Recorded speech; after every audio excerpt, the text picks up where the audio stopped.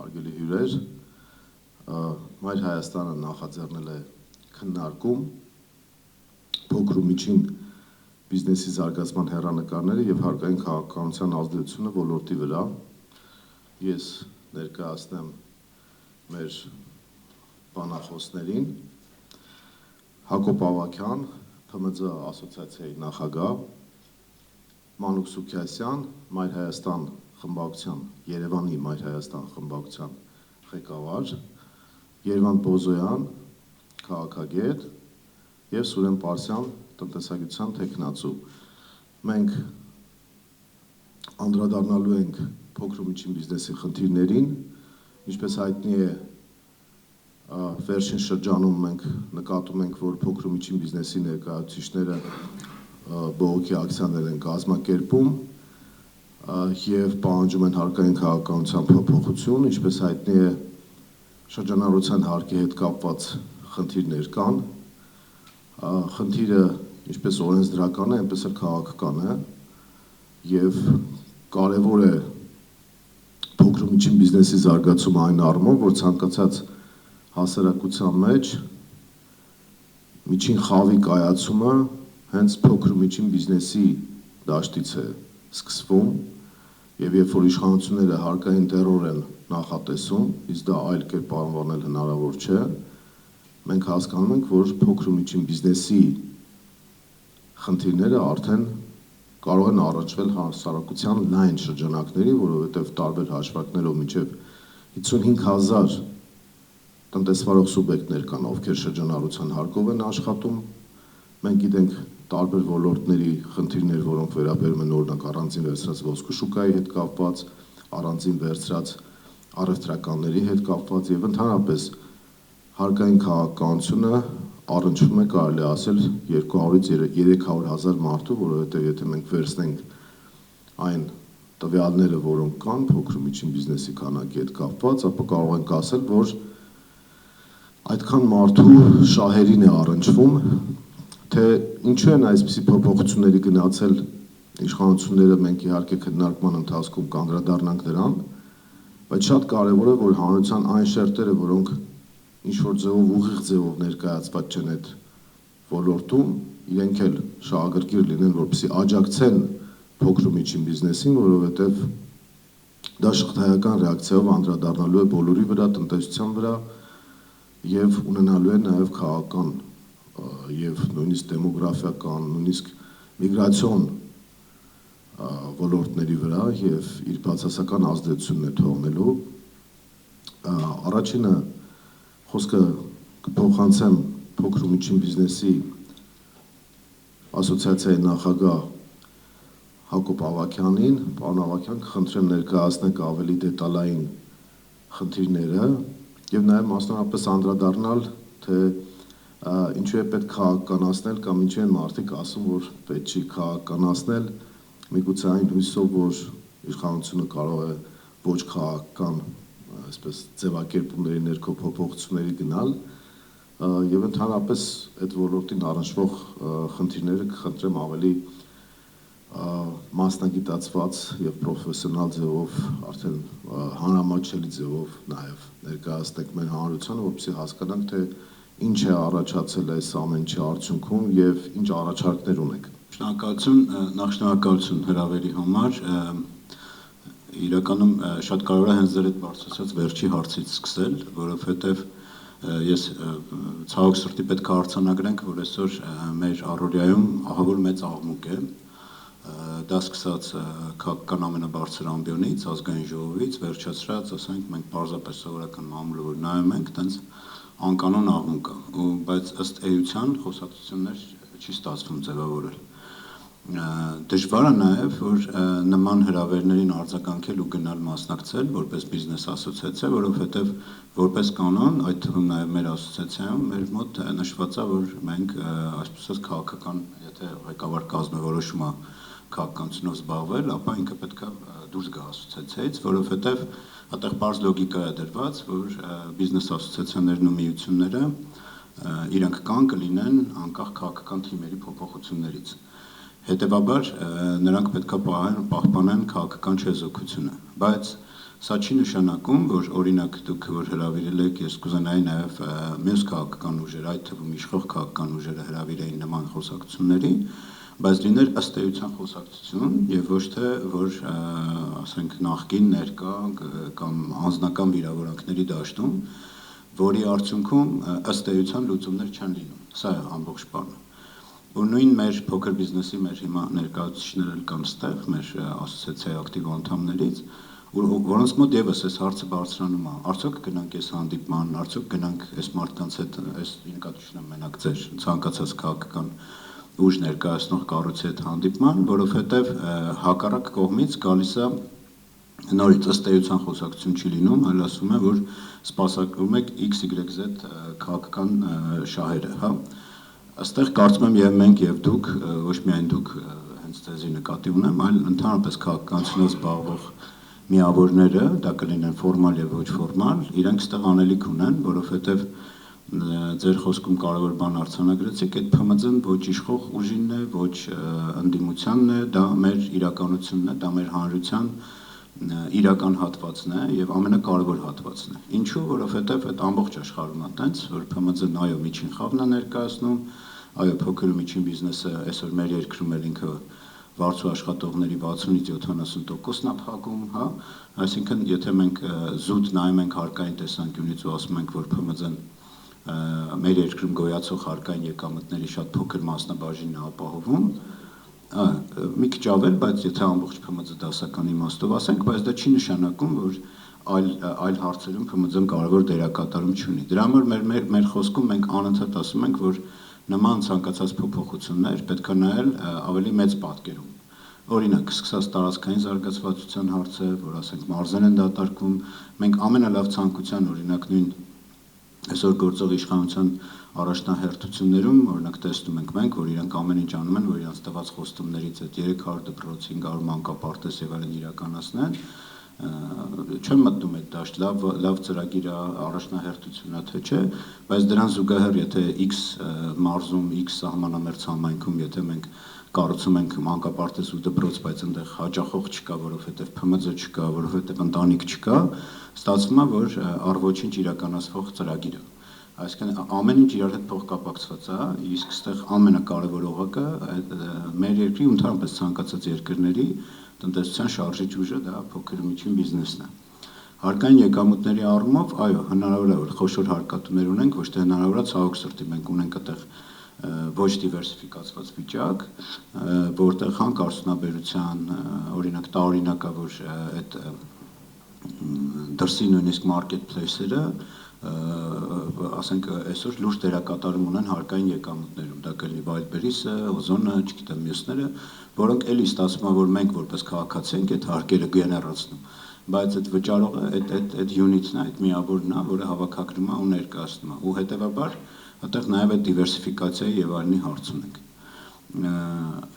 Ըստ ամփոփելով այս կտորը, այո, իրականում այդ խնդիրը կա, ինձ համար էլ է շատ դժվար եղել որոշում կայացնել, որ գնալ նման հանդիպումների, այսինքն քաղաքական միավորների հրավերով, բայց ես հույս ունեմ, որ այս քննարկումը ընդհանրապես նման քննարկումներ կանեն նաև եւ իշխող եւ ֆորմալ, ես ցավում եմ այսօր խոստացել էին ազգային ժողովի ընդդիմությունը ներկայացնող պատգամավորները, հա, որ ներկա լինեն, ինձ համար օրինակ ես էլի ասում եմ, եթերում էլ կասեմ, ասենք ԱԺ հանձնաժողովում մենք հանրագիր էինք ներկայացրել, բայց այնտեղ 3 ընդդիմությունը ներկայացնող պատգամավորները Իշխան Սաղաթելյանը, Թադևոս Ավետիսյանը, մյուսին չեմ էլ հանդիպել Աշոտը, կարծեմ Սիմոնյան, չներկայացան, նույնիսկ մեզ ոնց ասած բան չարեցին, էլի, չփորձեցին աջակցել, որը իմ համար որպես կառույց գնահատականի արժանի։ Էլի անձերով չեմ պայմանավորում, բայց ֆորմալ առումով եթե այդ մարդը այսօր տնտեսական հանձնաժողովի պատգամավոր է, առնվազն ինձ համար պահանջելու ենթակա է, որ ինքը գոնե մի հատ հանդիպի, ոչ թե ես ասում եմ ինձ հետ կամ իրական ՓՄԶ-ների հետ,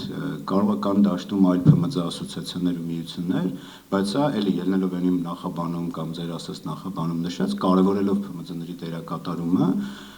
անկախ նրանից դու քո դիրքային ով ես, ինչ ես, դու տնտեսական հանձնաժողովի պատգամավոր ես, հետևաբար առնվազն ես պահանջելու իրավունք ունեմ, որ օրենսդիր մարմինը ներկայացնող պատգամավորը ֆորմալ ընդդիմություն ներկայացնող պատգամավորը եւս կազմակերպի նրան հանդիպումներ, քննարկումներ եւ բոլոր հնարավոր եւ անհնար միջոցներով նույնիսկ փորձի այս հարցը բարձրացնել։ Ինչ ունենք այսօր, մի քանի անգամ նշել ենք, բայց այստեղ էլ փորձեմ արագ ներկայացնեմ, որ էլի այս մեծ աղմուկի մեջ մենք ընդունում ենք օրենքներ, որոնք խորը քննարկված չեն եւ խորը ազդեցության գնահատումների ենթարկված չեն։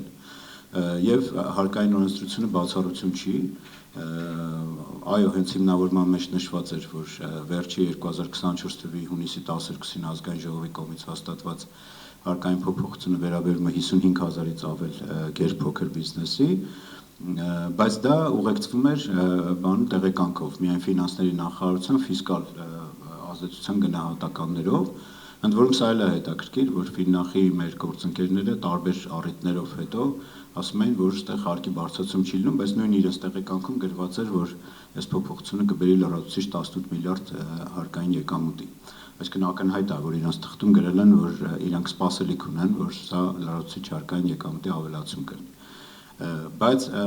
ելի կրկնվեմ, ամենացավոտը, որ ազդեցության գնահատումներ չեն արվում տարբեր տեսանկյուններից, այսինքն տարածքային զարգացվածության,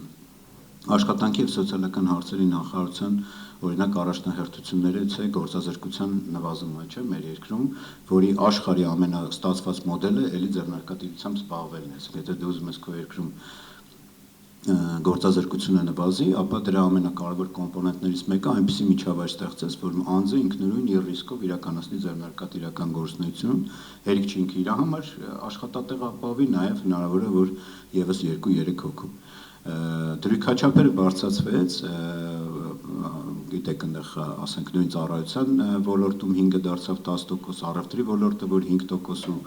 4.5% աշխատանքների ծախսերի նվազեցման մոդել էր դրված, եւս դարձավ 10% եւ 9%,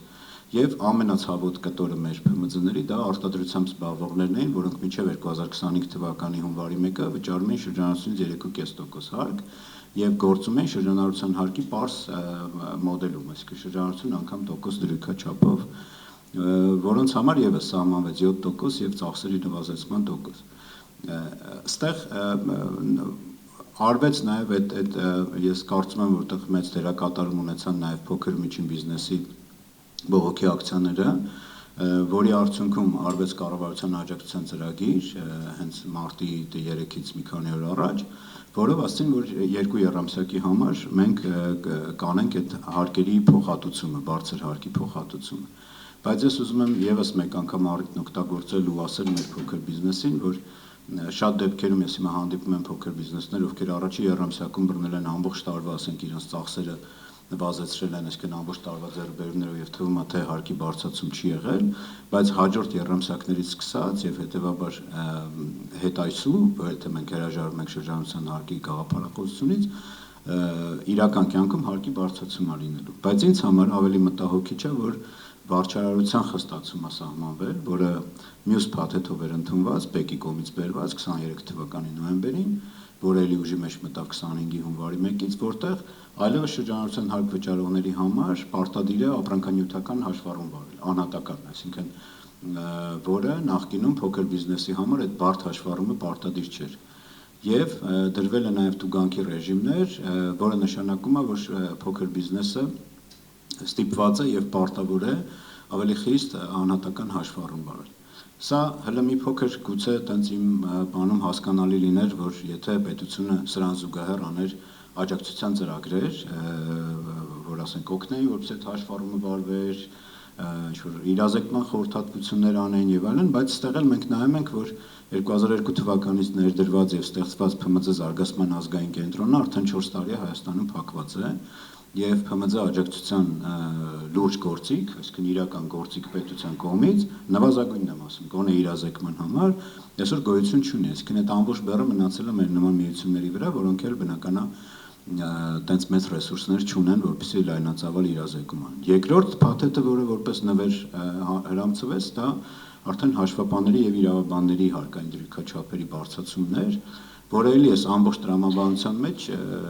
չի փակվում ամբողջ շղթան։ Եթե մենք ստիպում ենք, որ ավելի շատ մարդ ժամ առնի փոքր բիզնեսը, որպեսզի ավելի խիստ հաշվառում վարի, հետևաբար ինչու ենք թանկացնում հաշվապահական ծառայությունները, դարձնելով դրանք ավելի անհասանելի հենց գերփոքր բիզնեսի համար, որոնք էլ ուժի մեջ են մտնում հուլիսի 1-ին։ Այսինքն եթե տենց փորձեմ կարճ ամբողջ պատկերը ասել, սա է ու հիմա կարող է տենց փոքր բիզնեսի որոշ ներկայացուցիչներ, ովքեր տենց բողոքի ակցիաներով էին անում, իրենց ձայնը բարձրացնում, ընդ որում մենք փորձել ենք նրանցից մեծ մասի կողքը կանգնած լինել ու անել հնարավոր ամեն ինչ, այսինքն գրավոր այդ իրենց ներկայացնել իրենց ասածները 2300-ից ավել նույնականացված ստորագրություններ ենք մուտք արել կառավարություն, որի պատասխանը մինչև հիմա չունենք։ Հանրագիր էինք ներկայացրել տնտեսական հանձնաժողով, որը մերժվեց, էլի ես կարծում եմ, որ դա շատ կարևոր էր, որ տնտեսական հանձնաժողովի ընդդիմություն ներկայացնող պատգամավորները կային մեզ գոնե աջակցեին։ Բոլոր ասենք հնարավոր հիմնավորումներով, բիզնես ֆորումները, ֆորումի ժամանակ ենք էլի ներկայացրել այս հարցերը, այսինքն բոլոր հնարավոր միջոցներով մենք մինչև հիմա այդ փորձել ենք ներկայացնել, բայց ցավոք սրտի ես կարծում եմ այդ որոշմանը կանրադառնան այն ժամանակ, երբ որ լինի իրական փոքր բիզնեսի ավելի շատ ընդգծված, այսպես ասած, բան, բողոքի ձայն, ու մյուսը հնարավոր է բողոքի ձայն չլինի, որը իմ համար ավելի ցավոտ է, մարդիկ պարզապես լուռումունջ փակեն իրենց բիզնեսները ու ամենացավոտը, որ թողնեն երկիրը ու գնան, որը արդեն ավելի անդառնալի է լինելու, այսինքն ավելի դժվար է լինելու այդ ամեն ինչը հետ բերել ու պահել այնպես, որպեսզի մեր այդ տեղից էլ բաց ցուցանիշները ավելի չսրանան, բայց ասում եմ, սա ուղիղ ազդեցություն ունի նաև նման երևույթների հետ, որի դեպքում շատ կարևոր են նման քննարկումները ու եւս մեկ անգամ ասում գուցե տարօրինակը, բայց ձեր հենց հարթակից կոչ եմ անում նաև նման քննարկումներ կազմակերպել իշխանական քաղաքական ուժերը կամ ֆորմալ կամ ոչ ֆորմալ եւ աղմուկի փոխարեն նստել խոսալ ըստ էության։ Շնորհակալություն, նախ ես կուզենայի հատուկ ընդգծել, որ ազգային ժողովի ընդդիմադիր Հայաստան խմբակցությունից հրավեր, то есть Հայաստան խմբակցությանը մենք հրավիրել ենք եւ իրենք մեծ պատրաստականությամբ ասել են, որ պետք է մասնակցեն զուտ տեխնիկական խնդիրներով պայմանավորված իրենք չկարողացան մասնակցել եւ հանուն արդարության պետք է ասել, որ տնտեսական թեմաներով եւ սոցիալական խնդիրների աջակցության մասով եւ Արտուր Խաչատրյանը եւ Թադեւոս Ավետիսյանը բավական ակտիվ են եւ բարձրաձայնում են այդ խնդիրները, չեմ կարծում, որ իրենք չուզենան այդ աջակցության ծրագիր իրականացնել, ուղղակի ինչ-ինչ պատճառներով միգուցե ձեր նշած process-ի ժամանակ ներկա չեն եղել, բայց սա միակ քննարկումը չի, ես համոզված եմ, որ եթե այլ քննարկում էլ լինի, ապա Հայաստան դաշնքի ներկայացուցիչները, դաշնակցության ներկայացուցիչները անպայման կլինեն, մանավանդ օրինակ նույն Գառնիկ Դանելյանը բոլոր տիպի սոցիալական խնդիրների ժամանակ բավական ակտիվ է իրեն պահում եւ կարելի ասել քաղաքացիների շահերի պաշտպանությամբ զբաղվում է։ Ինչ վերաբերում է մեր խնդիրներին, ապա այո, փոքր ու միջին բիզնեսը ունի այն առանձնահատկությունը, որ եթե հանկարծ ինքը փակվեց, էլ չի վերաբացվի։ Օրինակ խոշորի պարագայում մենք կարող ենք ասել, որ ասենք ճգնաժամը կամ հարկային քաղաքականության փոփոխությունը կարող է ազդեցություն թողնել, բայց խոշորը կարող է վերաձևակերպել իր մոտեցումները, կարող է փոխել իր բիզնեսը, բայց փոքրի պարագայում բավական լուրջ սոցիալական եւ դեմոգրաֆիական խնդիրներ են առաջանում նաեւ։ Ես կուզենայի, որ պարոն Պարսյան, դուք ներկայացնեիք նաեւ սիստեմավորված թե այդ փոփոխությունները կոնկրետ ինչ օրենսդրական մասով ինչ են եւ գնահատական, եթե կարելի է, թե ինչու են այդպիսի փոփոխություն իրականացնում, օրինակ հարց է չի առաջանում, պարոն Ավագյանը նշեց, որ ասենք դա ազդեցություն է թողնելու մարդկանց կենսամակարդակի վրա, այս իշխանությունից ճիշտ է, այլ բան չէր սպասվում, որ իրենք փոփոխությունները դենց անեն, որ նորմալ լիներ, բայց այդուհանդերձ ինչ-որ երևի տրամաբանություն իրենք ունեն, մեր պատկերացմամբ նույնիսկ ֆիսկալ, նաև դուք եմ նշեցիք, ֆիսկալ տրամաբանություն ունեն, որովհետև այդ զուգահեռ էքսպորտի խնդիրը ոնց որ կամաց արդեն թուլանում է եւ բյուջեն թեր հավաքման խնդրի առաջ է կանգնած, բայց մասնագիտական բան Պարսյան, կուզենայի, որ նշեք այդ փոփոխությունների փաթեթը, ձեր գնահատականը ինչու են դա անում եւ օրինակ ինչ առաջարկներ դուք ունեք, ինչ կարելի է անել, որպեսզի փոքր ու միջին բիզնեսի վրա այս հարկային փոփոխությունները այդպիսի ազդեցություն չթողնեն կամ ինչպես պայքարել, որպեսզի այս փոփոխությունները հետ մտածվեն։ Ձեր բարձրացրած հարցերը, պարոն Թևայան, բավականին բազմաշերտ են եւ բարդ, եւ շատ դժվար կլինի մի քանի րոպեների ընթացքում այդ բոլոր հարցերին պատասխանել։ Այնուամենայնիվ մի քանի այսպես հայեցակարգային բաներ նշենք, որ նախ առաջինը, երբ որ մենք փոքր միջին բիզնես ենք նշում, օրենքի իմաստով մենք ունենք փոքր միջին ձեռնարկատիրության մասին օրենք, որով շրջանառության եւ աշխատողների մաս է նշված, իսկ ինչ որ խոսում ենք մենք ներկայումս խոսում ենք հարկային շեմի վերաբերող, շրջանառության հարկի շեմից այսպես ներքև գտնվող փոքր միջին բիզնեսի մասը։ Այն դեպքում, երբ որ փոքր միջին բիզնեսը ավելի լայն հասկացություն է եւ մենք պետք է մտածենք մեր տնտեսության մեջ իրական որակական փոփոխություններ բերենք եւ մեր փոքր միջին բիզնեսը, որը ոչ թե պետք է այսպես 120 միլիոն դրամի շրջանակում իր գործունեությունը պատկերացնի գործի, այլ անընդհատ աճելու եւ փոխվելու, այսինքն գերփոքրից փոքր, փոքրից միջին, միջինից խոշոր։ Այսպես կենսացիկլը մեր տնտեսության մեջ ցավոք սրտի բացակայում է, սա ամենահիմնական խնդիրներից մեկն է։ Մենք ունենք փոքր միջին բիզնես, որի բարագայում ինքը 15 տարի է նույն գործունեությամբ զբաղվում, 15 տարի է շրջանառությունը նույն մակարդակի վրա, ինքը այսպես իրավորվա հացի խնդիրն է լուծում։ Սա այլ տարբերակ է։ Հետևաբար, երբ որ մենք քաղաքականություն ենք մշակում, փորձում ենք խնդիրներ ուսումնասիրել, պետք է այս բոլոր դեպքերը կամ այն հիմնական տարբերությունները առանձնացնենք։ Մեր օրենսդրական կամ հայեցակարգային այսպես փաստաթղթերի մշակման հիմնական խնդիրներից մեկը կայանում է նրանում, որ մենք չենք փորձում խորանալ առանձին ճյուղերի մեջ եւ հասկանալ առանձնահատկությունները։ Դիցուք օրինակ մենք վերցրել ենք մանրածախ առևտուրը 5%-ից դարձնում ենք 10%, բայց մանրածախ առևտուրը տարբեր շերտեր ունի, սկսած ոսկու զարդերի վաճառքից վերջացրած հագուստ, տարբեր տնտեսական ապրանքներ եւ այլն, եւ չի կարող նույն տրամաբանությունը գործել եւ ոսկու զարդերի պարագայում եւ մնացածի պարագայում։ Այսինքն մենք խնդիր ունենք մեր հարկային քաղաքականությունը տարբերակելու եւ առանձին այսպես առանձին հաշվարկների հիմնավորումների վրա հարկային դրույքաչափեր սահմանելու։ Քանի որ խոսեցի հենց ոսկու շուկայի օրինակով, նշեմ, որ ոսկու առևտրի պարագայում իրականության մեջ մարժան շատ փոքր է, նույնիսկ կառավարության ասած, եթե դուք ծախսերը հիմնավորեք, կարող եք 1% վճարեք, դա եւս բավականին բարձր գումար է ստացվում։ Օրինակ, ենթադրենք 1 գրամանոց ոսկե շղթայի ոսկին $50 է, $3 գալիս է արտադրության, այսպես արտադրողի ծախսը, որ զարդն է պատրաստում, $2 էլ ավելացնում է մանրածախ վաճառք իրականացնողը, հա։ Այդ պարագայում արդեն $55 է գալիս, նույնիսկ 1%-ը իր համար արդեն բարձր գումար է գալիս։ Ինքը հաստատ խաբելու է պետությանը։ Այսինքն մենք պետք է այս գլխից դնում ենք այնպիսի հիմքեր, որ ինքը պետությանը պետք է խաբի կամ գործունեությունը պետք է դադարեցնի։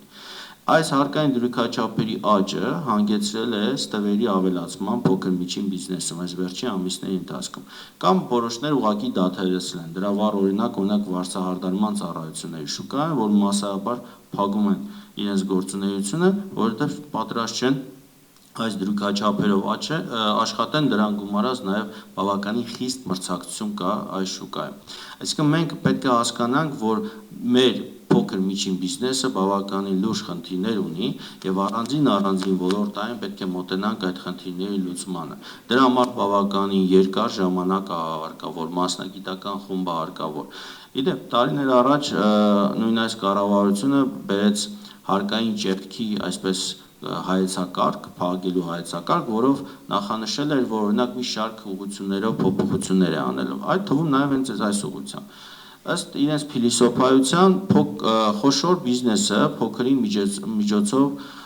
թաքցնում է իր հարկերը։ Այս է իրենց ընդհանուր տրամաբանությունը եւ եկեք փոքրի այսպես հնարավորությունները փակենք, որ խոշորին բերենք հարկման դաշտ։ Ըստ էության փոքրի միջին բիզնեսի միջոցով նրանք փորձում են լուծել խոշորի հարկման խնդիրը։ բայց այդ լուծումը կարծում եմ անարդյունավետ է, հաշվի առնելով այն, որ եթե նույն ոսկու օրինակով էլի քննարկենք, եթե նույն կառավարությունը մաքսային ծառայություններ չեն կարողանում մաքսանենք ոսկու ներկրման հնարավորությունները կրճատել կամ դադարեցնել, այդ շուկան, մանրածախ շուկան շարունակելու է գործել։ Հայաստան ներկայումս մաքսանենք ճանապարհով Թուրքիայից մեծ քանակությամբ ոսկե զարդեր է ներկրվում։ Եթե այդ ոսկե զարդերի ներկրումը մաքսային ծառայողները չեն կարողանում կամ մաքսային համակարգը չի կարողանում դադարեցնել, մանրածախ առևտուրը չի կարող դա վերահսկել կամ այսպես սահմանափակել։ Իմ ասածը հիմնավորելու համար կարող եք մտնել ցանկացած ոսկու շուկա եւ տեսնեք որքան թուրքական ոսկյա զարդեր կա դրված սեղանիկների վրա։ Սա պարզ օրինակ է եւ նրանք պետք է հասկանան, որ մաքսային ծառայողների խնդիրը փոքր միջին բիզնեսը չի լուծելու, չի էլ կարող լուծել։ Սա ամենահիմնական այսպես խնդիրն է, որ այս կառավարությունը եւ այս օրենքի մշակողները չեն հասկանում։ Մյուս հետաքրքիր այսպես փիլիսոփայությունը, որ ունի այս կառավարությունը, խոսքը հատկապես վերաբերում է հաշվապահներին եւ իրավաբանական ծառայությունների մատուցողներին, այն է, որ մենք ինչու պետք է սուբսիդավորենք, աջակցենք հանցագործության մեջ մեղադրվող անձանց։ Այսինքն իրենց տրամաբանությունը այնպիսին է, եթե օրինակ դու դիմում ես փաստաբանական ծառայությունների եւ տարբեր քրեական գործերով կամ քաղաքացիական գործերով ես անցնում, դու ինչու պետքա պետությունը քեզ մատչելի փաստաբանական ծառայություններ մատուցի, նա թանկ թող վճարի, պետությունն էլ դրանից օգտվի։ Այսինքն իրանք այս գլխից արդեն կանխատեսում են, որ այս մարդու հետ կապված կա այսպես մեղադրական այսպես վճիռ, որ պետքա պետությունը մասնակցի։ Իմ ասած այս հիմնավորումը հենց կառավարության ներկայացուցիչն է ներկայացրել տարբեր քննարկումների ժամանակ։ Այսինքն մենք ունենք կարևոր փիլիսոփայության, հայեցակարգային բավականին լուրջ խնդիրներ, որ գործող իշխանությունները փորձում են դա լուծել յուրովի։ Եվ սրա հետևանքով մենք ունենալու ենք բավականին մեծ խնդիրներ փոքր միջին բիզնեսում, արդեն իսկ այդ խնդիրները արտահայտվում են ստվերի ավելացմամբ, գործունեության դադարեցմամբ, եւ նաեւ այս ամենից, քանի որ շատ են սիրում այսպես տարբեր փոքր միջին բիզնեսի ներկայացուցիչներ կրկնել, որ իրանք չեն քաղաքացնում process-ները, սա նաեւ քաղաքականի է վերածվելու։ Ընտրությունների ժամանակ նույն այս փոքր միջին բիզնեսը իրենց քվեն են տալու, իրենց ձայնն են բարձրացնելու։ Նույն գործող իշխանությունները պետք է հասկանան, որ սա իրենց հակառակ քվե է լինելու։ Սա պետք է հստակ ներկայացնենք եւ նրանք էլ հասկանան, որ հետևանքները ինչ է լինելու։ Այսինքն նրանք կորցնելու են բավականին մեծ, այսպես աջակցության զանգված, եւ այն ուժերը, որոնք փոքր միջին բիզնեսի շահերը կբարձրացնեն, կաջակցեն, կտանեն առանց, իրենց խնդիրները կբարձրացնեն, կշահեն։ Սա դասական, քաղաքական գործընթաց է, որ պետք է հասկանան բոլորը։ Մատների արանքով չպետք է նայել այս խնդիրներին։ Ես օրինակ ինքս բազմաթիվ փոքր միջին բիզնեսի ներկայացուցիչների հետ այս հարցերով անընդհատ հանդիպում եմ, խոսում եմ, քննարկում եմ, փորձում ենք լուծումներ գտնել նույնիսկ այս օրենքի շրջանակներում։ Այնպես չէ, որ մենք այս օրենքին դեմ ենք, ուրեմն մենք որևէ ձևով չպետք է աջակցենք այս խնդիրները լուծելու համար։ Որտեղ հիմա փոքր միջին բիզնեսի ներկայացուցիչներ խնդիր ունեն այս ամենը ձևակերպելու, կազմակերպելու։ Մենք չպետք է իրենց մենակ թողենք այս գործընթացում, որովհետև նրանք իրոք մեր աջակցության կարիք ունեն։ Այս դժվար օրերին, դժվար պահերին, հատկապես երբ որ մեզ մոտ, հատկապես այս վերջի շրջանում նկատվում է նաև նրան շրջանառության ծավալների նվազում, որը կապված է դրսից հոսող գումարների, այսպես կրճատմամբ, ռուս ռելոկանտների գումարներն են կրճատվել, մի քարտով առևտուրն է կրճատվել Հայաստանի տարածքում եւ այլ խնդիրներ։ Այսինքն մենք ունենք փոքր միջին բիզնեսում նաեւ առևտրի ծավալների որոշակի նվազում, փաստացի ծավալների։ Միգուցե իրենք կարող է ավել են սկսել խփել կամ չգիտեմ տարբեր պատճառներով սկսել են ավել շրջանառություն, բայց փաստացի իրեն շրջանառությունը նվազել է, սա բավականին մտահոգիչ է փոքր միջին բիզնեսի համար։ Ամփոփելով խոսքս նշեմ, որ նման մասնագիտական քննարկումները ոչ միայն այսպես իշխանության կամ փոքր միջին բիզնեսի համար հարկավոր, այլ նաև տարբեր քաղաքական ուժերի, որովհետև նման քննարկումների ժամանակ քաղաքական ուժերը հավաքում են տեղեկատվություն, ինֆորմացիա, իրենց քաղաքական պլատֆորմ են, տնտեսական պլատֆորմ են ձևավորում ընտրությունների համար, մասնագետների հետ քննարկելով պետք է այդ խնդիրները բացահայտվեն եւ դրանք դառնան նախընտրական պլատֆորմ, քաղաքական խոսք, հայեցակարգային մոտեցումներ եւ դրանով մասնակցեն նաև ապագա ընտրություններին։ Այո, ընտրությունների ժամանակ շատ կարևորվելու է փոքր միջին բիզնեսի խնդիրները, սոցիալական խնդիրները, տնտեսական խնդիրները եւ այն ուժերը, որոնք այս խնդիրները կներկայացնեն եւ լուծումները կառաջարկեն, կշահեն նաև ժողովրդի քվեն։ Այո, այս հարցը հանրային լայն հետաքրքրության գիծակետում է, որովհետև քանակային առումով ես արդեն ասացի 200-300 հազար առնվազն 200-300 հազար մարդու շահերին է դա առնչվում։ Դուք ճիշտ նշեցիք, որ իշխանության փաստարկներից մեկը այն էր, որ իբր խոշորի դեմ պայքարի շրջանակներում փոքր ու միջին բիզնեսից են սկսում, որպեսզի փաստաթղթաշրջանառության ամբողջ ցիկլը փակեն, բայց դա ես կնմանեցնեի թերփի դեմ պայքարի շրջանակներում գլուխը կտրելուն։ Եվ երկրորդը փոքր ու միջին բիզնեսը ինքը այն բիզնեսն է, որը ես շատ դեպքերում հատկապես փոքրի պարագայում կասեի, որ դա սոցիալական բիզնես է, այսինքն մարդիկ իրենց գլուխը պահում են, ժողովրդական լեզվով ասած, եւ պետությունը ընդհանրապես պետք է չխանգարի իրենց, որովհետեւ եթե իրենք դառնան գործազուրկ, ապա դա լրացուցիչ բեռ կդառնա փոքր բիզնեսի գործազրկությունը, այդ ներգրաված մարդկանց գործազրկությունը լրացուցիչ բեռ կդառնա պետության համար։ Այնպես որ մենք հանրային եւ քաղաքական ուշադրության կենտրոնում ենք միշտ պահում այդ հարցը եւ նրանք ովքեր որ բողոքի ակցիաներին մասնակցում են կամ իրենց ձայնն են բարձրացնում այլ հարթակներում գիտեն որ Մայր Հայաստան խմբակցության ավականու անդամները մշտապես ներկա են գտնվում բողոքի ակցիաների ժամանակ իրենց աջակցությունը հայտնելու համար եւ այս առումով ես կարծում եմ որ բոլոր մտահոգ քաղաքական ուժերը պետք է ներգրավվեն եւ առաջին հերթին պայքարին մասնակցեն ոչ թե իրենց համար, այլ փոքր ու միջին բիզնեսին աջակցելու համար, իսկ հետագայում արդեն բնականաբար այդ մարդիկ արդեն իրենց շահերը կպաշտպանեն, կկարողանան ավելի առաջ մղել իրենց շահերը եւ դա հանրային օգտակարություն կունենա։ Այս առումով պարոն Սուքասյան կխնդրեի ներկայացնել ձեր մոտեցումները, ձեր դիտարկումները, ինչ եք կարծում այդ բողոքի գործողությունները պետք է շարունակվեն թե ոչ, մի հայտնի խոսք ասում լացող երեխային են կաթ տալիս, ես կարծում եմ, որ փոքր ու միջին բիզնեսի ներկայացուցիչները չպետք է դադարեցնեն պայքարը, մենք էլ բոլոր շրջանակներս հասարակական, քաղաքացիական, քաղաքական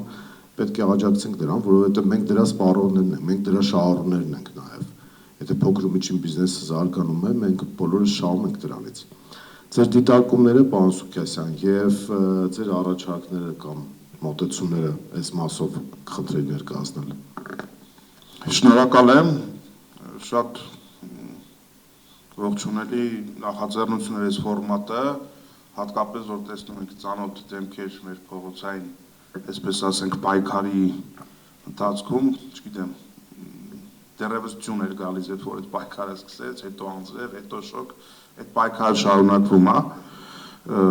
Մենք իհարկե ականջալուր ենք բոլոր սեփական իրավունքների եւ պահանջների հետ կապված բողոքի ձայն բարձրացնող սոցիալական խմբերի հետ այդ վերաբերող բոլոր հանրային դրսևորումներին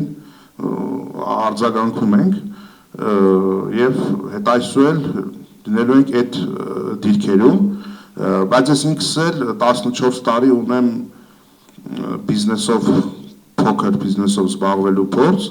եւ ես ինքս էլ որպես տնտեսվարող իմ մաշկի վրա զգացած այդ փոփոխությունները ոնց որ ինձ կներեք պարոն Սուքասյան, ես կուզենայի նաեւ որ դուք ներկայացնեք տեղական турքերի վճարների անկացման ազդեցության մասին խոսել։ Այո, ես դրան էլ կանրադառնամ։ Արդեն Երևանի քաղաքապետարանի բերած թանկացումներն են։ Այո,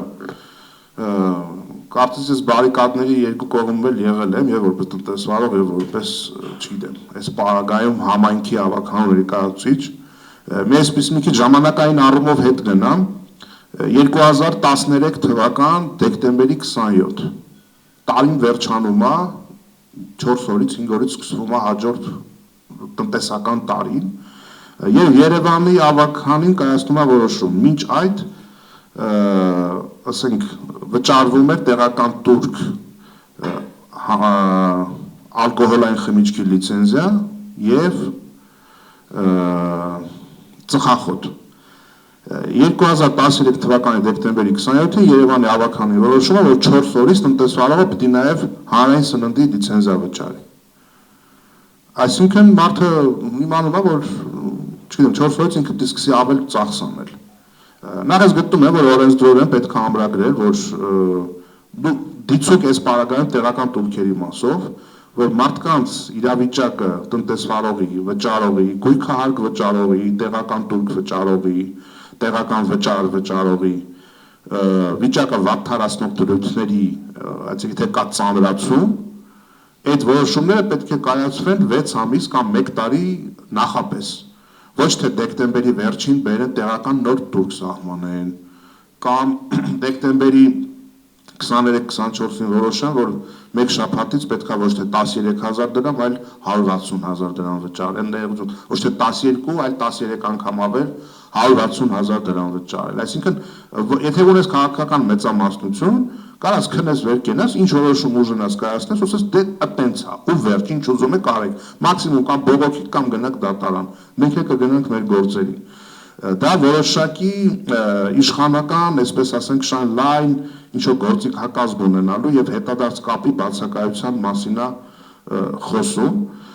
եւ այստեղ ես կուզենայի նաեւ առանձնահատուկ ընդգծել, որ փոքր, գերփոքր բիզնեսները շատ դեպքերում սեզոնային գործոնով պայմանավորված կամ եթե վարկայի միջոցներով են բիզնեսը վարում, մշտապես վարկ պիտի փակեն, երբեմն շատ դեպքերում որակյալ աշխատակիցը կարող է բիզնեսի տիրոջից ավելի շատ եկամուտ ունենալ։ Ասենք եթե կենտրոնում դուք ունեք մի փոքր սրճարան եւ լավ խոհարար, երբ որ դուք ձեր բոլոր տեղական турքերը վճարեք, հարկերը վճարեք, տարածքի վարձակալությունը տակ, կոմունալը վճարեք, աշխատավարձերն էլ տակ, կարող է շատ ավելի քիչ վաստակեք, քան ասենք ձեր լավ որակյալ խոհարարը։ Հիմա այդտեղ այդ մոտիվացիայով է տնտեսվարողը ինչքան կաշխատի, եթե շարունակաբար մտնեն նրա գրպանը անընդհատ ասեն դե քանի որ դե այսքանը վճարում ես, արի կլինի այս տարվանից սկսած մի քիչ ավել դուր, որովհետև այսքան վաղ ոնց որ թե չես փակվել, ուրեմն փող ես աշխատում։ Տնտեսվարողն էլ կամ պիտի իրեն հասանելիք տակը ինչ մնում է, իր դիվիդենդներից մաս հանի, կամ էլ ինչպես պարոն Պարսյանը նշեց, դա հղիա ստվեր գնալու, դիցուկ չգիտեմ, ՀԴՄ-ներ չխփելու այդ բանով։ Իսկ այդ ՀԴՄ-ների էպոպեան 7 տարի թե գործող իշխանությունը ոնց է շահարկել, այդ էլ բոլորս գիտենք։ Բայց էլի շատ չեմ ուզում քաղաքական շեշտադրում անել, միայն մի այսպիսի օրինակ բիզնեսին աջակցության մասին երբ որ խոսում են 20 թվականի COVID-ի այդ ճգնաժամի հաղթահարման շրջանակներում տարբեր տեղեկատվական տեխնոլոգիաների ընկերություններին ահռելի գումարների աջակցություն տրվեց կառավարության կողմից, հետո պարզվեց որ բոլորը փակվել են։ Այսինքն անգամից ճիշտ թիրախ չի ընտրվում։ Եվ եթե միջինը մի խոշորը իրենց ռեսուրսների, ծավալների հաշվին ճգնաժամերը հաղթահարելու ավելի շատ ռեսուրսներ ունենում, փոքրերը, գերփոքրները մի թեթև տատանումից, հարկային տոկոսադրույքի ավելացումից միանգամից կարող են գնալ դեպի փակում։ Այդտեղ որևիցե կասկած իմ համար գոյություն չունի։ Եվ ինչ վերաբերում է խնդրի քաղաքական ասպեկտին, շատ բնական է, որ կառավարության մոտ բողոքի եկած տնտեսվարողը ի սկզբանե չի ունենում քաղաքական պահանջ, որովհետև նա այդ պահին հարկատու է, գալիս է խնդիրների համար բարձրաձայնելու, բայց որքան էլ որ խնդիրը լինի ապաքաղաքական, որոշում կայացնող մարմինը, միևնույնն է քաղաքական է, ավելի քաղաքական կառույց, քան կառավարությունն է, գոյություն չունի իմ կարծիքով։ Հետևաբար այստեղ քաղաքական խնդիրները անխուսափելի են եւ իշխող անկախ այս բանի մասին չի խոսքը միայն առհասարակ ցանկացած իշխանության պարագայում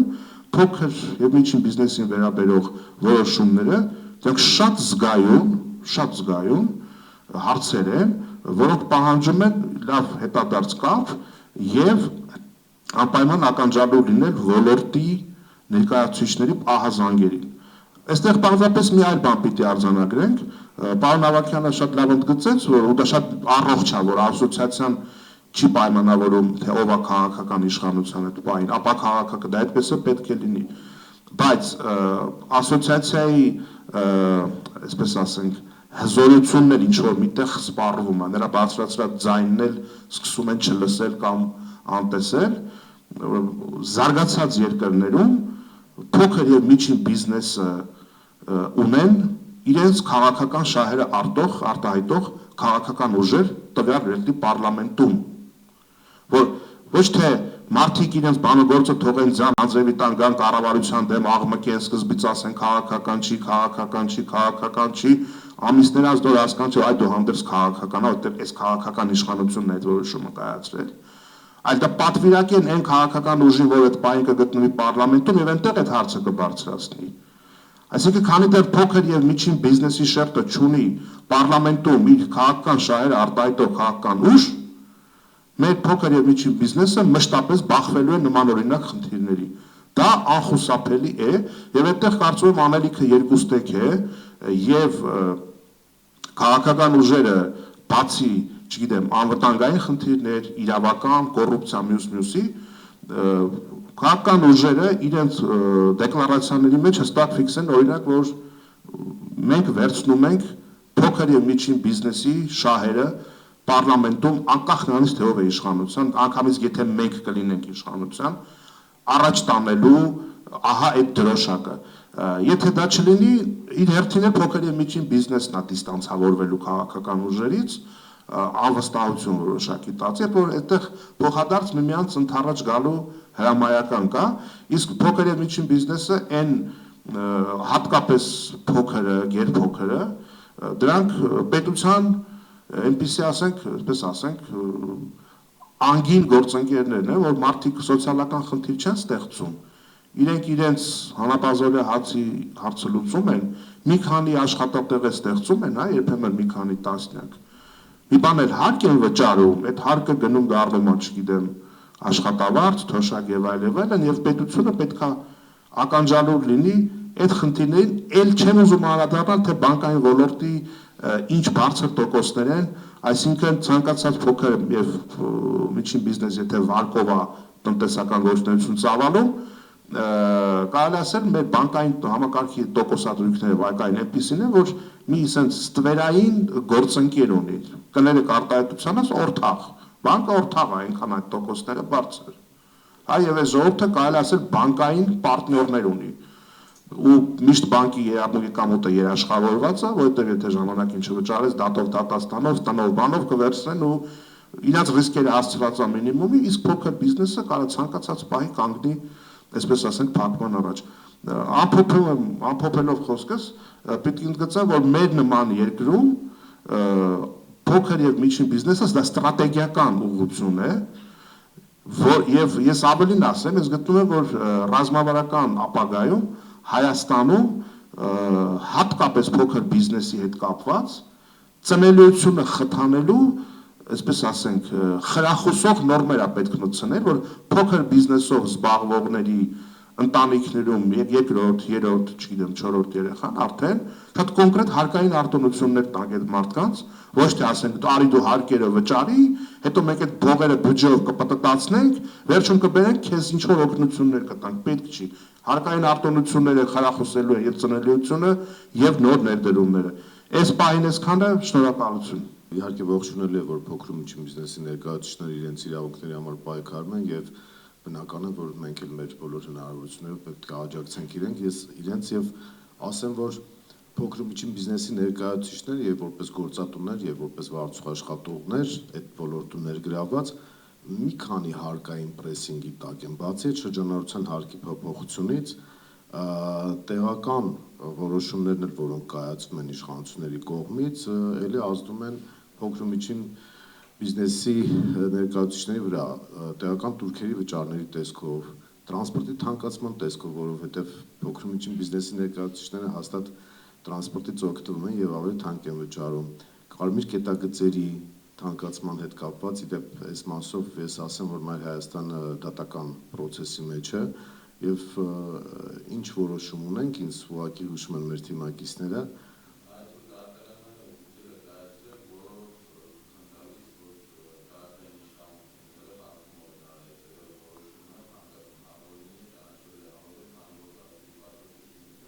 թե 25 թվականին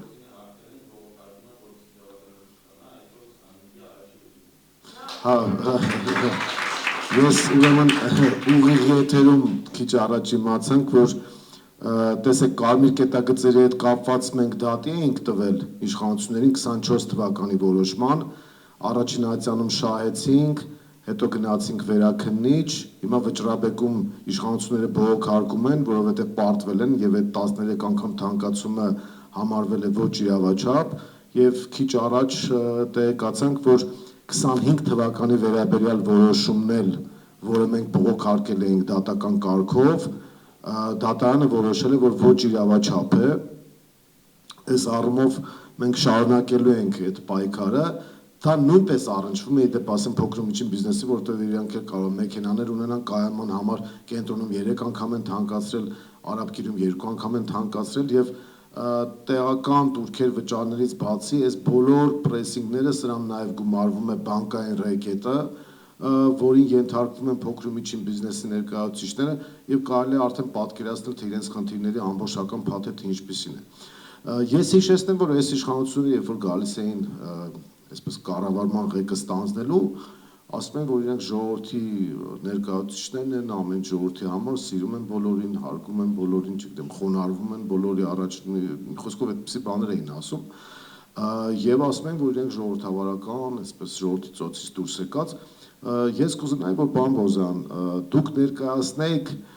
համեմատականը, օրինակ մենք պետք է չափվենք, չէ՞, մենք ունենք տարածաշրջանում հարևան բարեկամ Վրաստան եւ հարևան թշնամի Ադրբեջան։ Ես կուզենայի, որ մենք մի հատ համեմատական տանենք, թե որտեղ ինչ մոտեցում կա փոքր ու միջին բիզնեսի հետ կապված եւ Հայաստանը ինչ վիճակում է գտնվում, որպեսզի այսպես մանիպուլյատիվ չհնչեն ձևակերպումները, հա, մենք ժողովրդի համար ենք կամ ժողովրդին դեմ ենք, մի հատ համեմատականներ տանենք, հասկանանք եւ դրա քաղաքական հետևանքներն էլ հասկանանք։ Տարածված տեսակետ կա, ես էլ ճիշտ ասած փոքրուց լսել եմ, որ հայերը ավելի մոտ են գործարարությանը, ավելի գործարարության մեջ ավելի զարգացած են, քան հարևան վրացիները կամ ադրբեջանցիները պատմության մեջ ավելի մեծ լումա են ունեցել բիզնեսի մեջ, օրինակներ կային, փաստեր կային, հա, եւ տպավորություն պետք է լիներ, որ գոնե այդ ամենից հետո Հայաստանը բիզնեսի գործարարության պարագայում ավելի լավ ռեժիմ պետք է ունենար, քան հարևան Վրաստանն ու Ադրբեջանը։ Ես կփորձեմ հիմա ուղղակի համեմատություն տամ, թե ինչ վիճակի մեջ է Ադրբեջանում, Վրաստանում, ինչ վիճակի մեջ է Հայաստանում, հասկանանք այդ համեմատությունը եւ իմ հետեւությունը կասեմ, թե ինչու է այդպես, հա, որտեվ ես էլ եմ այն կարծիքին, որ մենք ավելի գործարարության մեջ ավելի մոտ ենք, քան ադրբեջանցիները կամ վրացիները, բայց ես կարծում եմ, որ մեր մոտ 600 տարվա պետականության բացակայությունը ջարդել է մեր մոտ պետական գիտակցություն։ Մենք չունենք պետական գիտակցություն ցավոք սրտի նաև այդ թվում նաև այս ոլորտում։ Տեսեք, առաջինը տարածաշրջանում փոքր բիզնեսի աջակցության հարցում այդ process-ը ներդրվեց Հայաստանում 2000 թվականի օգոստոսին եւ դա մեծ հաջողություն էր Հայաստանի համար, որտեղ 2000 թվականից ընդունվեց պարզեցված հարկը եւ այդ պարզեցված հարկի գործունեության արդյունքում Հայաստանում բուրըն զարգացում ստացավ փոքր եւ միջին բիզնեսը մինչեւ 2008 թվականի հունվարի 1-ը։ 2008 թվականի հունվարի 1-ից ես անկեղծ իմ համար շատ դժվար հասկանալի պատճառներով Հայաստանի իշխանությունը որոշում կայացրեց, որ պարզեցված հարկը պետք է վերացնել, դա խանգարում է հավասարաչափ զարգացման համար տնտեսական դաշտում, իբր տարբեր տնտեսական բաները, սուբյեկտները իրար հետ հավասար չեն, բացի այդ խոշոր բիզնեսը կարողանում է օգտվել այդ պարզեցված հարկից եւ մանրացնելով իր բիզնեսները մտնել եւ այսպես ասած ստվերային իմաստով գերշահույթներ ստանալ։ Հա, այդպիսի հա, նույն հիմնավորումը այս պայծրությամբ է։ Շատ հետաքրքիր բան ասեմ, որ ես անձամբ կարող եմ ասել, որ 2008 թվականի այդ գաղափարախոսության կրողը, այսպես կոչված փիլիսոփան, այն ժամանակվա Հայաստանի ՊԵԿ-ի փոխնախագահ Արմեն Ալավերդյանն էր, եւ զարմանալի բան կարող եմ ասել, որ այսօրվա այդ նույն թեզը, ասենք նախկին իշխանությունը փոխվել է, նորն է եկել, բայց նույն թեզը մնացել է եւ այսօրվա առաջարկությունների, այսպես ասած, ազգանունը Էլու Ալավերդյանը, ես չգիտեմ, կարող եմ իրանք բարեկամ են, ընկեր են, բարեկամ են, ինչ են, բայց իմ տպավորությամբ դա ընտանեկան ինչ-որ մի հատ մոնոպոլիա է Հայաստանի բիզնեսին վնաս տալու հարցում։ Ես սենց ձևակերպեմ։ Որպեսզի հասկանանք, թե մենք ինչ վնաս կրեցինք 2008 թվականից հետո, տասնյակ հազարավոր բիզնեսներ փակվեցին, ջախջախվեցին, հսկայական քանակով մարդիկ վնաս կրեցին դրա արդյունքում, որի նաև արդյունքը, չեմ ասում մենակ դրա պատճառով, որի դրա արդյունքը իհարկե նաև 2009 թվականի համաշխարհային ֆինանսական ճգնաժամ եղավ, որի դրա արդյունքը եղավ այն, որ մենք ստացանք 14.4 տնտեսական անկում, 14.4 աշխարհում կարծեմ երկրորդ տեղն էր վատ իմաստով անկումը, մենք այդ ժամանակ դրամի, այսպես ասած, փլուզում ստացանք, 25%-ով փլվեց ազգային դրամը, եւ ընդհանրապես մեր տնտեսության մեջ փոքր բիզնեսի հարվածը մեծ ազդեցություն ունեցավ տնտեսության վրա, որի արդյունքում նույն իշխանությունները հասկանալով այդ վնասները 2013 թվականին ընդունեցին շրջհարկի մասին օրենքը, որը ես կարծում եմ, որ վատ օրենք չէր, շատ դրական օրենք էր, եւ այդ օրենքի ներդրման արդյունքում Հայաստանում նորից կրկին զարգացավ այդ փոքր բիզնեսը եւ հիմա այս իշխանությունը նույն պատճառաբանությամբ ինչ որ 2008 թվականն էր բերում են փուլային են ուզում այսպես ասած ջարդել բիզնեսը Միմա փորձում են այսպես ասած շրջհարկի այսպես տոկոսադրույքը երկու անգամ բարձրացնել արտադրության համար 3.5-ից մինչև 7%, ծառայությունների համար 5-ից 10%, այնտեղ եւ այլն, հա, մի մասի համար ընդհանրապես վերացնում են, մի մասի համար վերացնելու են հուլիսի 1-ից եւ ընդհանրապես հայտարարում են, որ այդ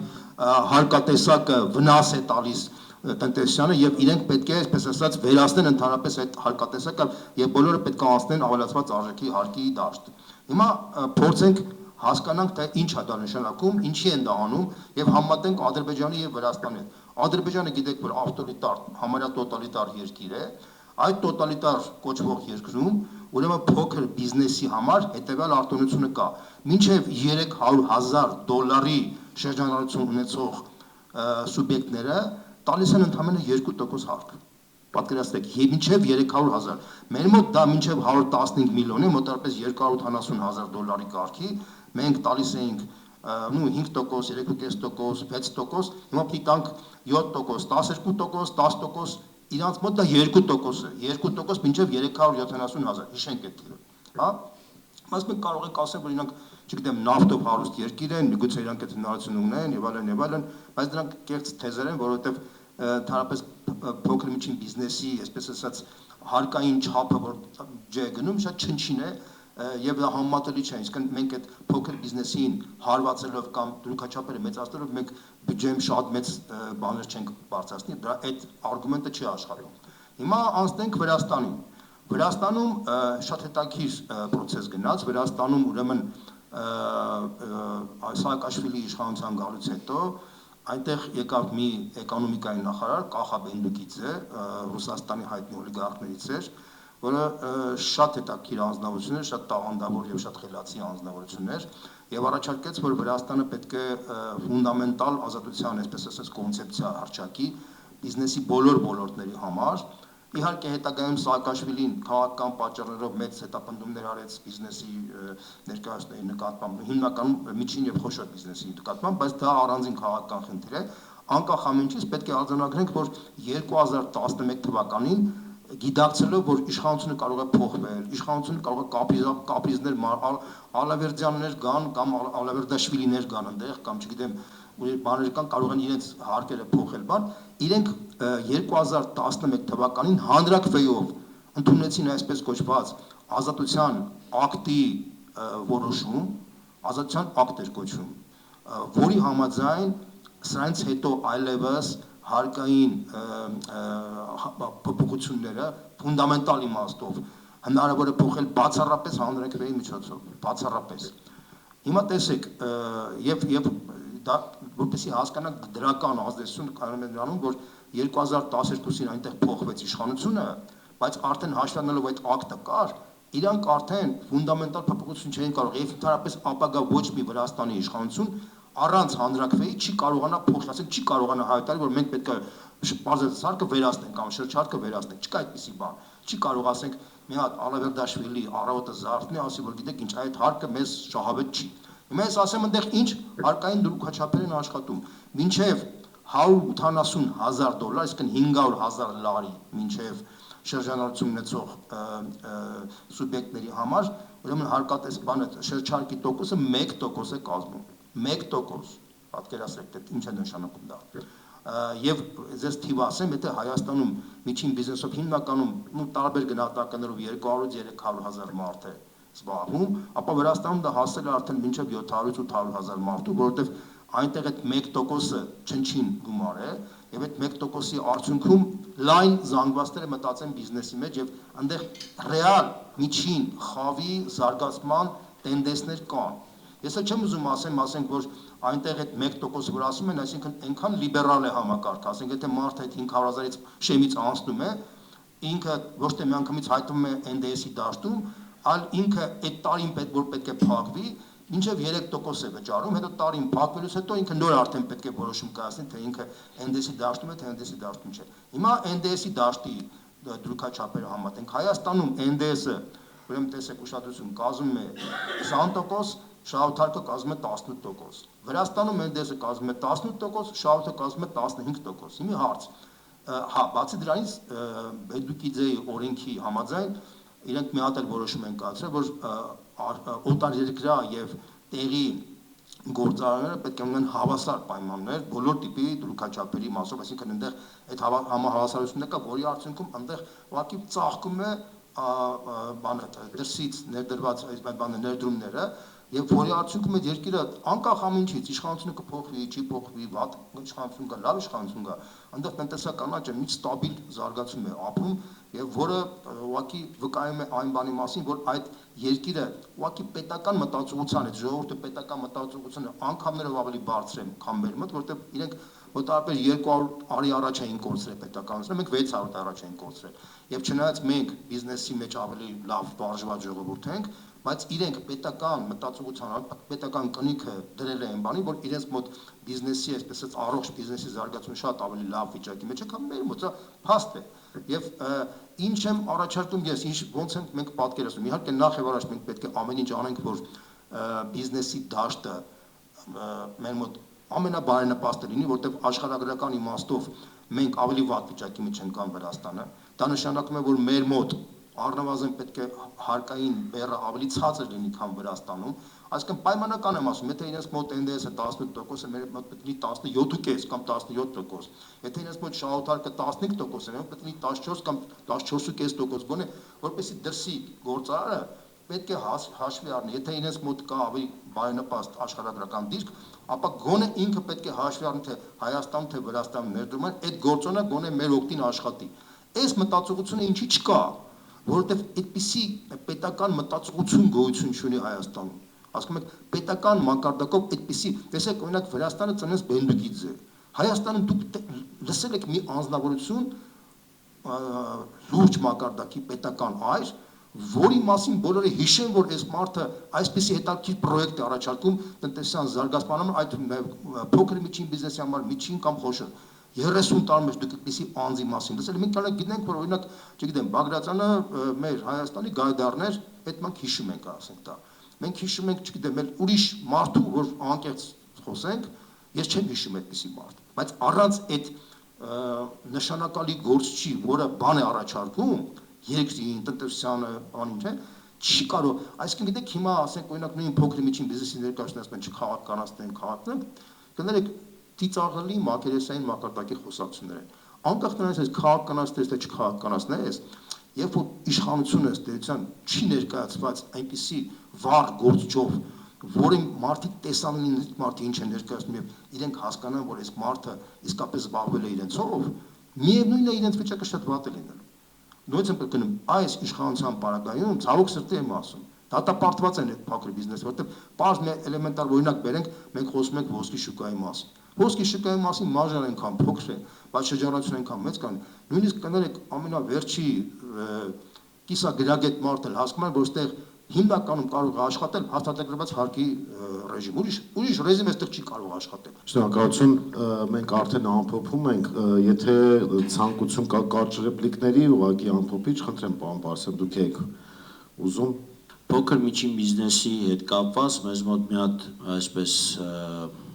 ինչ ասեմ, գաղափար կա մտած, որ հատուկ ռեժիմը, շրջանառության հարկի ռեժիմը ցածր դրույքաչափ է, ի տարբերություն ընդհանուրի, խոսքը վերաբերում է NDS-ի կամ շրջհարկի։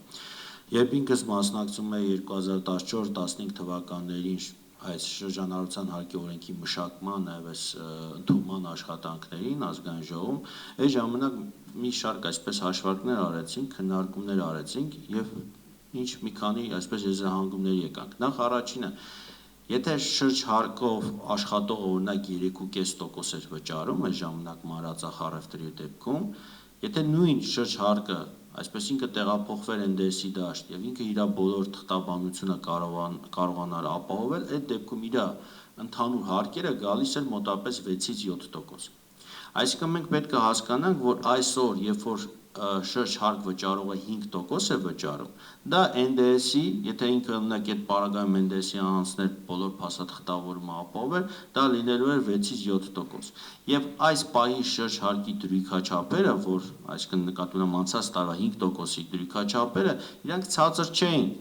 Խնդիրը կայանում է նրանում, որ այս հաշվարկները, որ իրանք ներկայացվում են, իրենք ներկայացվում են տրամաբանությամբ, որ մեկը փոքր միջին բիզնեսը ստվերում է աշխատելու, չի խփելու։ Մենք խոշորին կարողանում ենք վերահսկենք, իրանցից կարողանում ենք շատ, փոքրը դե 5-ը չի տալու 10 դնենք։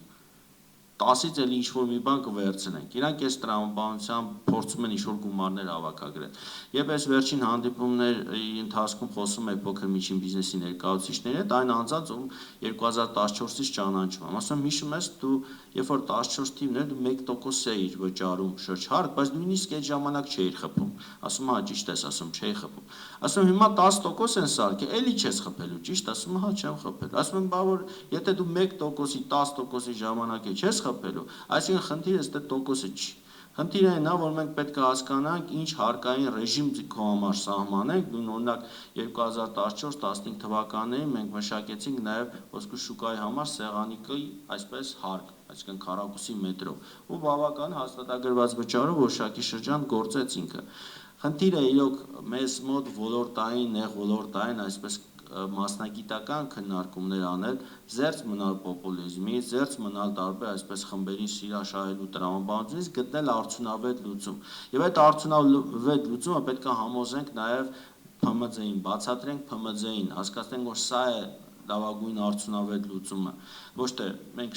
կարծում ենք լավն է, սա հարկը իջեցրեցինք, ուրեմն լավն է։ Այդ տրամաբանությամբ չենք, պետք է գործենք, քանի որ մենք մյուս կողմում ունենք պետական բյուջեն։ Պետական բյուջեն, որը եւս ծառայում է մեր հանրության եւ ՓՄԶ-ին։ Այսինքն մենք պետք է ՓՄԶ-ի, պետական բյուջեի եւ հանրության միջեւ այսպես հավասարակշռությունը ապահովենք, որը հնարավորություն կստեղծի մեր երկիրը երկարաժամկետ կայուն զարգացնել։ Նախ էլ շնորհակալություն այս հանդիպումը կազմակերպելու համար, ու ելի եմ կրկնում, մենք պետք է փորձենք այդ քաղաքական ոչ քաղաքական բիզնես միություններ ու քաղաքական միավորների հետ հանդիպումները անել ավելի լայն ու ըստ էության։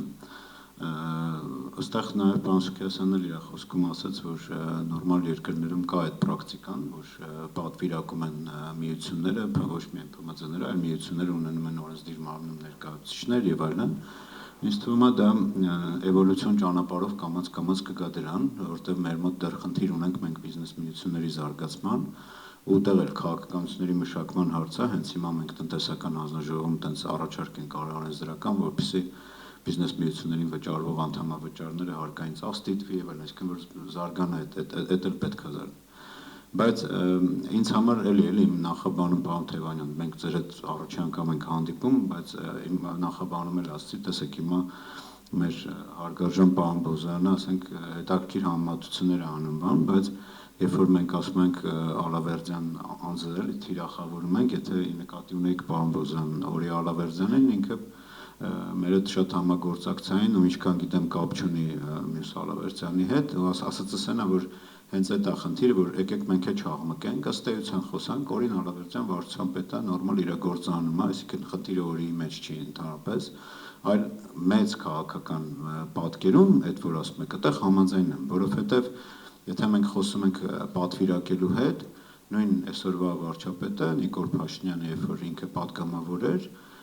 ինքը հանդիպում էր մեր հետ, այդ պարոն Պարսյանի ասած մի քիչ ավելի վաղ 14-15 թվականին, երբ որ արդեն ուզում էին փոխեին Հովիկ Աբրամյանի կառավարության ժամանակ, այդ ժամանակ դա նորմալ էր, չէ՞, որ ինքը որպես պատգամավոր հանդիպում էր միությունների հետ, այսինքն ինքը այդ ժամանակ ընդդիմություն էր։ Եվ այդ ժամանակ նորմալ էր, չէ՞, որ վարչապետ Հովիկ Աբրամյանը անձամբ լսում էր, անձամբ կանչում էր, խոսում էր, իսկ հիմա վարչապետը, ասենք քաղաքական որոշում կայացնողը, չնայած նրան, որ հիմա կոնյունկտուրան էլ է փոխված վարչապետ նախագահ ինստիտուտը, այդ էլ է մեր ինձ թվում է խնդիրների ամենալուրջ խնդիրներից մեկը, որ այս համանդրական փոփոխությունը եղել է, որ վարչապետը ոչ միայն տնտեսական, այլ նաև գիտեք անվտանգային ու բան հարցերը, բայց ունենք այն ինչ որ ունենք, այսինքն ունենք վարչապետ, որից է կախված քաղաքական որոշումներն ու այդ տրամադրվածությունները։ Երբ որ ինքը կառավարության նիստում հայտարարում է, որ սա հակապետական է, ապա նույնիսկ այն չինովնիկը, որին մենք գնանք համոզենք, որ ինքը տանի ասի, որ եկեք փոխենք, ինքը կվախենա նույնիսկ այդ իր բերած օրինակը նույն ֆինանսների նախարարը գնա ասի լավ, մի հատ հաշվարկ եմ արել, ինչ որ մի բան սխալ էր, արի փոխենք, էլի, այսինքն էսա պրոբլեմը, մեր պրոբլեմների պրոբլեմը այդ է, չլսվածն է։ Կամ երբ որ դուք ասեք, եթե մարդ հիշում ենք, այո, հիշում ենք, օրինակ ես պարոն Ճշմարիտյանի էկանկայի նախարար հետ այդպես կարճ ենք մենք շփումներ ունեցել 14-15, բայց այդ իմ հիշատակած 2002 թվականին իր ժամանակ էր ներդրվել ՓՄԶ զարգացման ազգային կենտրոնը, ձեռնարկությունների ինկուբատոր հիմնադրամը, նորարարության աջակցման կենտրոնը, որոնցից մնացել է մենակ ինկուբատորը, այն էլ ինժեներական քաղաքի մասով։ Կամ Տիգրան Սարգսյանի կառավարության ժամանակ Տիկին Կարինեն Մինասյան, որի հետ էլի կարողացանք այդ ՏՏ աջակցությունը շրջարկը հիմիկվա առաջ տանել, այսինքն այստեղ խնդիրը, այո, մենք ունենք անձեր, այդ ձեր նշած վրաց բանի չինովնիկից բացի մենք էլ ունենք անձեր, այստեղ խնդիր ունենք, որ մենք չենք լսում այդ մարդկանց, էսա իմ ասածը, որ մենք ունենք մեծ աղմուկի տիրույթ ու ասենք մենք չենք լսում այդ մարդկանց ու մենք քաղաքական որոշումներ կայացնելու ու ելի եմ կրկնում, ասենք 2 օր առաջ հիմա նայում եմ սաղ սոցիալական ցանցերը այն օրվա կառավարության նիստին է զինապարտության մասին օրենքի փոփոխությունն է, բայց վախում ես բան գրես, որովհետև դրա հիմքում էլ էլի չի գրած ազդեցության գնահատումը։ Այսինքն եթե ազդեցության գնահատում արվի ավելի խորքային, ոչ թե մենակյան էմոցիոնալ, որտեղ ծնողներին հնարավորություն ենք տալի փող վճարել չգնալ, չէ, այդ մի կտորը չի, դրա տակ էլի կա լիքը հարցեր, դեմոգրաֆիական, որ նշեցիք, արտագաղթի, ծնելիությունը տեղափոխել Վրաստան եւ այլն, այսինքն լիքը հարցեր կան, որոնք պետք է նայել ոչ միայն զուտ այդ բանի, այլ ընդհանուր, բայց ցավերի ցավը մնում է այն, որ մենք այսօր իրական շահառուների հետ ու այդ խորքային ազդեցության գնահատում անելը չենք անում։ Ես հիմա էլի որպես պատվիրակել, պարոն Թևանյան, ձեր մասով, ասենք, ես թվում է մեր գործընկերներն էլ ՓՄԶ ներկայացուցիչներ համաձայն կլինեն, որ եթե հնարավոր է ինտենսիվացրեք այս sense քննարկումները, ես պատրաստ եմ, եթե ձեր միջոցով այսօր ֆորմալ ընդդիմություն ներկայացնող ազգային ժողովի 2 ֆրակցիաներն էլ տնտեսական բլոկի պատասխանատուները, ես մանավանդ դաշնակցության ներկայացուցիչներին էլի չեմ վախենա նորից ասեմ, որ դուք ի պաշտոնե տնտեսական հանձնաժողովի падգամավոր եք 3 դել հրավիրեք, հանդիպեք ու եկեք դնենք մեր խոսքում էլ մեր փորձագետները խոսում էին, ասենք, ինձ թվում է լիքը ասելիք կա, էլի եկեք դնենք թուղթու գրիչով խոսանք, տեսնենք ինչ կա, այսինքն դուք էլ պետք է անընդհատ այսպես ասած դդոս անեք օրենսդրական նախաձեռնություններով։ Հիմա ձեր բերած օրինակը դա հետևա աշխատանք է, չէ, որ դուք հայց եք ներկայացրել, բան եք կարել, այսինքն դա պետք է անընդհատ անել։ Հիմա եթե падգամավոր ես, ուրեմն պիտի անես։ Ես գիտեմ, ասելու եք մեծամասնությունը, օքեյ, եղբայր, բայց դու падգամավոր ես։ Վերցրա իմ բանը ու անընդհատ արա, այս նախագիծը չնցավ նորից արա, որ ՓՄԶ-ն տեսնա, որ դու իրականում անում ես։ Թե չէ գորգռալ, հա, եկեք բոլորս գորգրանք, ասենք տեղից գորգռում ենք, էլի, ինչ է, բան չի փոխվում։ Նույնը, պարոն Սուքեսյան, ձեր տիրույթում ավականու մասով բնական է տեղել այդ տեղական турքերն է, շատ լավ օրինակ բերեցիք այդ, որ մի քանի օր հետո ուժի մեջ է մտնում վատթարացնող նորմերը, որի մասին իդեպ հարկային օրենսդրությունում կա այդ ձեր ասածը, էլի։ Կարելի է տանել տեղական турքում էլ դա փոխել, որ 6 ամսից շուտ վատթարացնող նորմը չմտնի։ Բայց էլի պատրաստ եմ, եթե այդ մասով, այսինքն դուք էլ վերցնեք տեղական турքերը, այդ օրակարգով գնանք, որտեղ ես վստահ եմ ՓՄԶ-ների մոտ այդ սկսած այդ մթերք գրածից այդ տեղական турքերի փոփոխությունից բոլորի վրա ազդել է։ եկեք ես էլ հիմա ձեզ եմ պատվիրակում, ասում եմ, դուք էլ այդ կտորն եք վերցրեք, այդ էլ դուք արեք, մենք սիրով կհամագործակցենք, բայց որպեսզի բանը լինի ու չվախենանք, եկեք հրավիրենք նաև իշխանական բաներին ու ասենք եղբայր, նախկինում վարչապետերը ուղիղ հանդիպում էին ՓՄԶ միությունների հետ, ուղիղ լսում էին իրանց, դուք էլ եկեք հրավիրենք չգա, այսինքն կկանգնենք եթերով կասենք հրավիրեցինք չեկաք, հիմա այսա նստել ենք խոսում ենք։ Էսա իմ առաջարկը, որպեսզի ինչ-որ ձև գոնե այսօրվա հանդիպումից մենք ինչ-որ առաջարկներ դուրս բերենք, ու ստեղ ինձ թվում է ձեր դերակատարումը իրականում, եթե կարողանաք անեք, շնորհակալ կլինենք, ու արտախորհրդարանական էլ մենք ունենք էլի առողջ քաղաքական ուժեր, եթե մենք դնում ենք նպատակը սա է, ապա անձնական ամբիցիան դնում է, ապա այդ հաստատ են գնահատողը գնահատի, որ ինքը ոչ թե իրա PR արեց ու պայմանական եմ ասում, մենակ իրա բաները կախեց տալ, ասեց ես եմ կազմակերպելու բան, բայց ըստ էս, ապա այն արդյունք տեսնողը իրականում կգնահատի։ Շնորհակալություն, նախ ասեմ, որ շնորհակալ եմ բոլոր բանախոսներից, մասնակիցներից, առաջին հերթին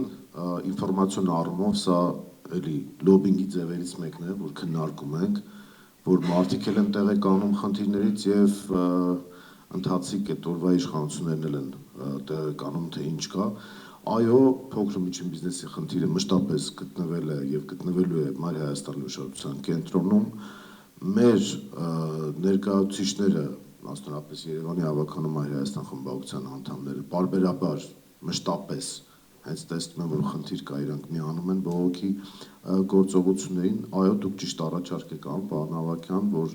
տեղական թուրքերի հետ կապված էլ մենք կարող ենք եւ լսումներ կազմակերպել տեղական եւ նախաձեռնություններ ներկայացնել եւ իդեպ դա անում ենք եւ այո, երբ որ տեսնում ենք խնդիրներ, վիճահարույց, դատական պրոցեսներով անցնում ենք, չենք սլանում, նույնիսկ մենք արձանագրում ենք, որ քաղաքային իշխանությունները ոչ պատշաճ ձևով են ներկայանում դատական դահլիճում, բայց նորից շարունակում ենք այդ պայքարը եւ եւս մեկ անգամ ուղղակի վարորդներին տեղեկացնենք, որ 24 եւ 25 թվականի թանկացումների որոշումը մենք դատական կարգով բողոքարկել ենք, երկու դեպքում էլ շահել ենք առաջին ատյանում, այսօր 25 թվականին է շահեցինք, մենք ձեզ ուղղակի կոչ ենք անում հարգելի վարորդներ, այդ տարեկան վճարներից խուսափել, յոլա գնալ, այսպես ասած, այդ ժամավճարով, մինչև որ մենք վերջնական դատական պրոցեսում հաղթենք, ենթադրում եմ, որ այս մի դեպքում էլ իրենք վերաքննիչով ու վճռաբեկով կգնան, մինչև որ մենք դա հաղթենք, հետո արդեն անհատական հայցեր կներկայացնենք եւ այդ գումարները հետ կպահանջենք, այս հարցում Մայր Հայաստանը ձեզ կօգնի։ Մենք տեսնում ենք հնարավորություն եւ միակ արդյունավետ ձև հաստատագրված վճարը, դա մասնավորապես ոսկու շուկային կարող է վերաբերել եւ տարբեր տոնավաճառներում, երբ որ մենք զրուցել ենք փոքր բիզնեսի եւ միջին առևտրականների հետ, իրենք էլ օրինակ դեպքեր կան, երբ որ ասում են հաստատագրված վճարը լինի, մենք իմանանք, որ դա վճարում ենք եւ այլևս բյուրոկրատական եւ այլ տիպի քաշքշուկների չենք ենթարկվում։ Այս առումով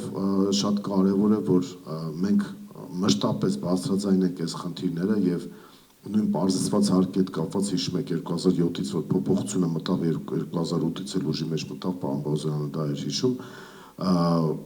մենք դրանից հետո 2009-ին ես ուղիղ չեմ կապում, բայց դա էլ է ազդեցություն թողնել 2009-ին, եթե հիշում եք, Հայաստանը տնտեսական անկման ամենառեկորդային ցուցանիշներից մեկը գրանցեց ամբողջ աշխարհում, դրամական տեսքով 14.4% էր, բայց դոլարային տեսքով շատ ավելի բարձր էր, որովհետև